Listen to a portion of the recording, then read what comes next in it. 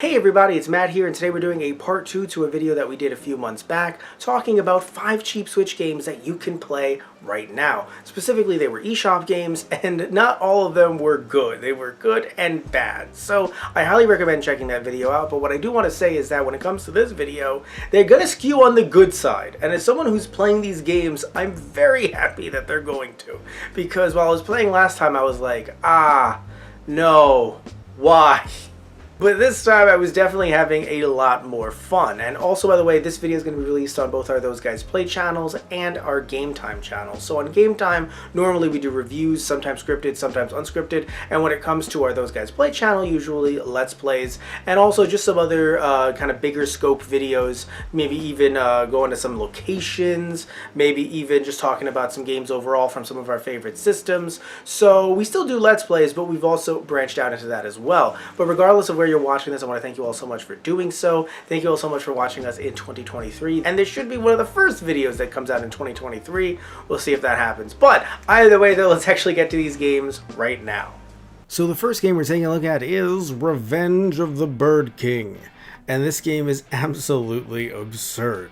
This game takes place on Gun World, and your character is the only one that can protect it. But interestingly enough, he doesn't seem like he's the good guy, he actually might be the bad guy. Even though he talks about his values as having to protect this world, the group that seems to be opposing him seem to be a group of good doers. At least they seem to be, they claim to be. So it's actually very interesting that you get to be the bad guy, but are also trying to protect this world. And when it comes to the gameplay, and not just aesthetically, as you can tell, it's clearly inspired by the NES, but also via its difficult gameplay as well. So you have a gun that you have to make sure to reload, but you can only reload it by planting it into the ground, so having a gun come from the world. If you don't have the gun, you can use your basically like a buster sword to slice through, but you actually have to use different mechanics as you're moving around and do different button combos to actually try to climb around and move around, and there's different types of enemies and whatnot. So it's actually a bit more complex than you might think on the surface just by looking at it. And also there's a lot of gun puns. Literally start up a level and it says "thy will be gun" instead of "thy will be done," and it's just a kind of very fun, weird vibe that I definitely enjoy. And looking at its price, by the way, currently it is $4.99 on the eShop, but I ended up getting it on sale for like 17 cents. Now the next game we're taking a look at is called Shaolnor Legends, and it's a game that I picked up a long time ago when I first got the Switch, but I never had the chance to check it out. Now that I have, it's a very interesting mix of clearly aesthetically trying to be Legend of Zelda: A Link to the Past, having dungeons as well, but actually having a day-night cycle that you have to adhere to, and the story of the game has your main character trying to compete in some kind of like Hunger Games-esque trials, and other people have clearly died while trying to do these trials. There's some jokes and references to that as you're playing. And also when it comes to just your health, you also have mana as well that you do have to make sure that you don't use too much of it. And also you can go to, you know, different shops or the inn to try to actually restore that mana. But again, you have to think about when you're going to be waking up and how that's going to change the environment around you. When it comes to the puzzles that I've played so far, the first dungeon, they're very easy to pick up. This is a game that's $9.99, and so far from what I'm seeing, I don't know if it's worth that price, but I ended up getting it on sale. It was around, I think it was $1.99. And for that price, I definitely do recommend this just to check it out. It's a fun, cute little game. It's not going to be one of those, in my opinion, Game of the Year epics. But in my personal opinion, I don't think that every game has to be. As long as this is it's a fun game, which I do think that this is, I'm personally pleased by it. I just don't know if, from what I've seen so far, I can recommend it at its $9.99 price point. But again, it does go on sale fairly often. Would recommend checking it out if it's on sale. So when it comes to the next game we're taking a look at, which is called North, it is actually $2.99 on the eShop. I ended up getting it for significantly less, I believe under $1, and I got it around the time I actually got the Switch too, just like with Shaolnor Legends. So when it comes to North, I didn't know what to expect.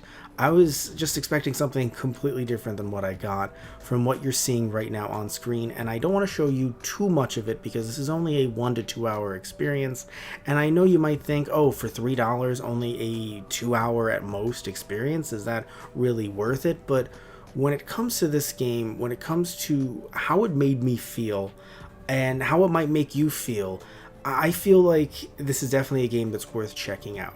So you play as a character who's going around this strange city, who just immigrated to that, to said city, and you're sending letters to your sister every time you do something throughout the town or throughout the city.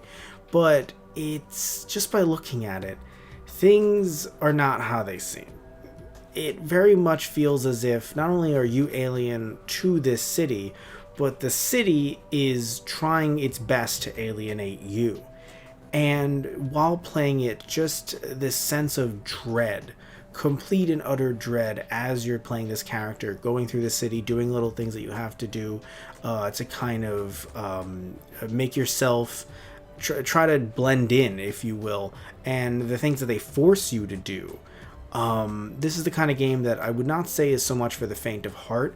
It's not that there's any kind of gratuitous blood or gore or anything like that, but there is just a general sense of dread throughout the game itself, and I do recommend it, just if you want to, have something that's a little bit different than what you might be normally playing. I would recommend it, but again, I do recommend maybe playing with some friends, maybe having the lights on, because, maybe not doing it when you're in a bad place, because this game definitely drained me, but it did it in a way, like I still felt compelled to play it, and I beat it literally in one sitting. So I do recommend it, but, I do want to advise you as well, before picking it up, that you should know that. This is a bit of a tonal whiplash.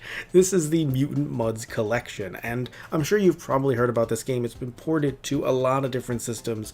I didn't even realize that it was actually that big. I think I vaguely heard about it before, but I actually had the chance to check it out here on the Switch, and I have to say it is a ton of fun.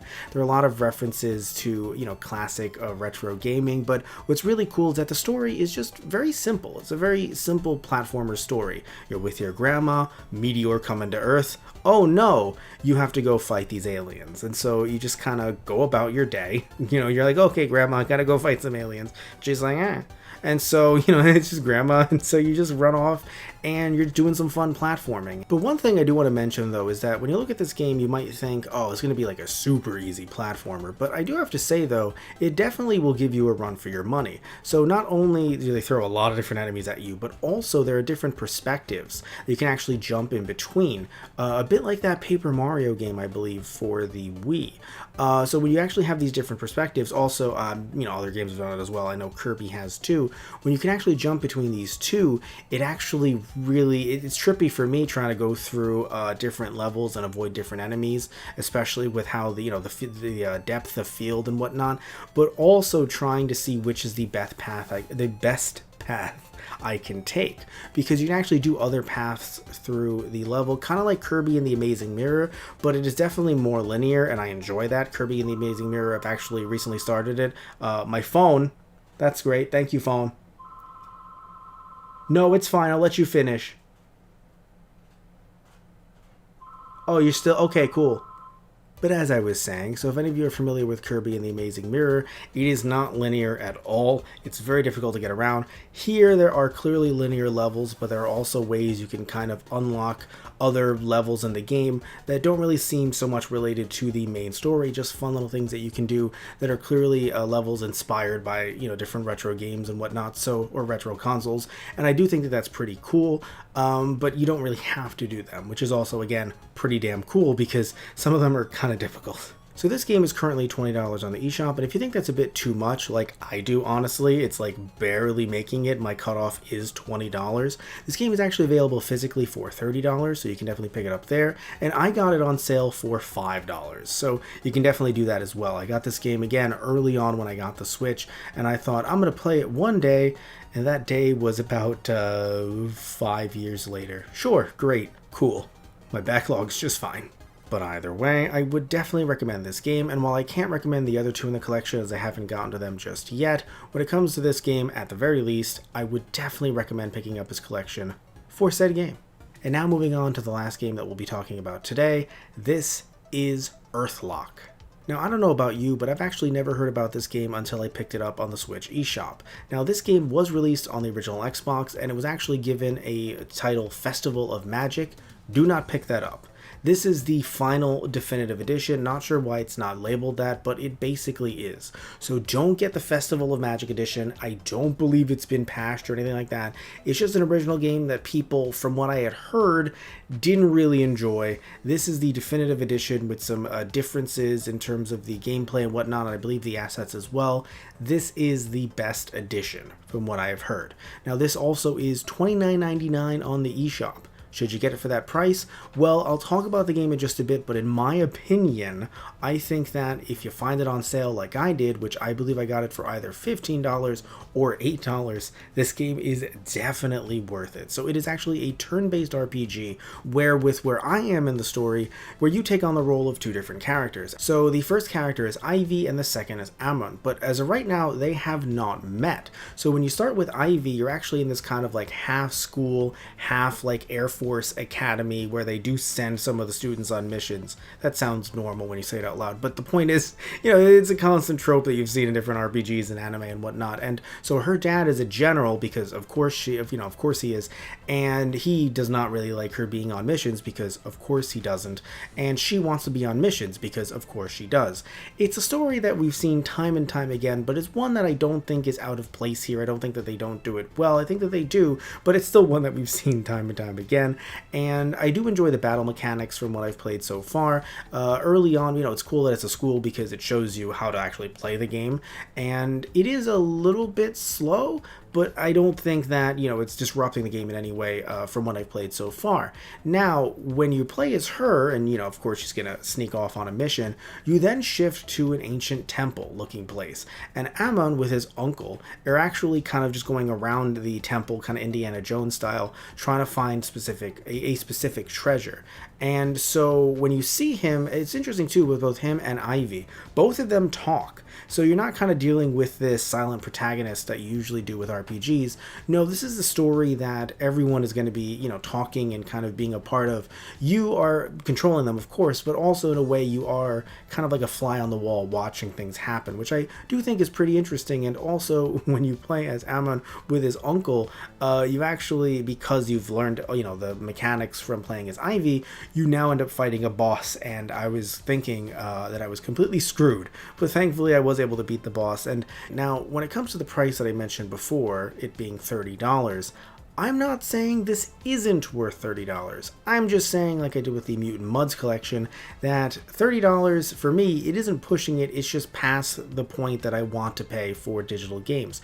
And sadly, there is no physical version of this game available, or currently in print. There are some online, but I would not be paying that price for this game, or really for any game, to be quite frank with you. So when it comes to this game in particular, I would highly suggest getting it on sale, you know, for 15 bucks.